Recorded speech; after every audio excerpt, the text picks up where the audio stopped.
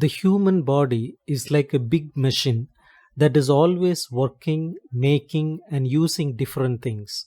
It is not just a bunch of parts, but all these parts work together like a team. Each part, like your heart or your lungs, has a job to do, and they all work together to keep you alive. Imagine your body as a big factory. Each organ and part is a different machine in that factory.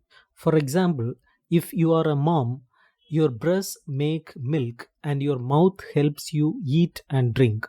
But sometimes things can get mixed up, like when someone has anorexia and their mouth is not sure if it should eat or not. It is not just our bodies that are machines. Everything around us is like a machine too. Even things we might not think of, like the stars in the sky or the rainbows after a storm. All these machines are connected like pieces of a puzzle, and they all work together to make life happen. When we feel this connection to everything around us, it is like we are part of something big and amazing. We are not separate from nature anymore. We are all part of the same big process.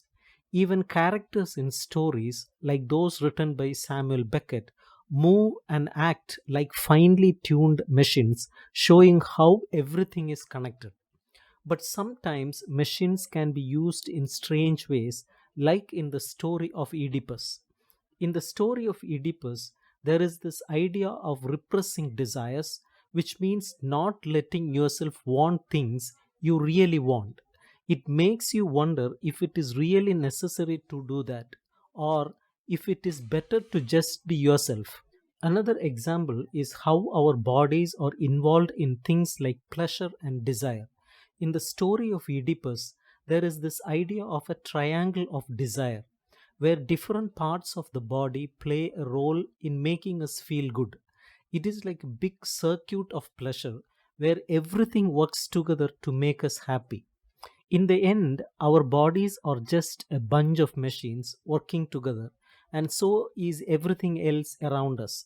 Understanding how these machines work and how they are connected is really important for understanding life. And by seeing how nature and industry are connected, we can understand even more about ourselves and the world around us. Deleuze and Guattari talk about how nature is always producing things rather than just being something we see. People who have schizophrenia experience nature this way too, as a big process of making things happen. This connection between people and nature is why we sometimes feel disconnected from nature and from other people. The term Oedipus has lots of different meanings, but what it really means is that everything is connected. There is no such thing as separate parts or circuits. Everything is always being made and used without any breaks in between. This idea helps us understand how everything is connected and how we are all part of the same big process. Deleuze and Guattari also say that people and nature are not separate. They say that people are just as much a part of nature as anything else, and that industry is just another way that nature makes things happen. People and nature are not opposites, they are all part of the same thing, working together to make things happen. Sometimes people use up a lot of energy from nature, like when we spend a lot of money or use up a lot of resources. This is called sumptuary expenditures, and it is not always a good thing. But understanding how we use up energy from nature helps us see how we are all connected and how we can work together to take care of the world around us. Schizophrenia, as described here, is like creating artificial versions of people with mental illness in institutions. These individuals are pushed to behave in specific ways and are treated as if they are separate from others. The goal is not to keep this process going forever, but to finish it. It is compared to love, in that there is not a specific thing that defines it. Rather, it is about the desires and connections between people and nature. Think of desiring machines as pairs of machines that always work together. One machine produces something and the other interrupts or changes that production. This interaction is always happening, and it is what drives desire. Every object or thing is connected to a flow of energy, and every flow is linked to the breaking apart of objects. Each part of our body interprets the world based on its own energy flow, and when one part connects with the other, it either interrupts or is interrupted. This connection between objects also involves producing something new.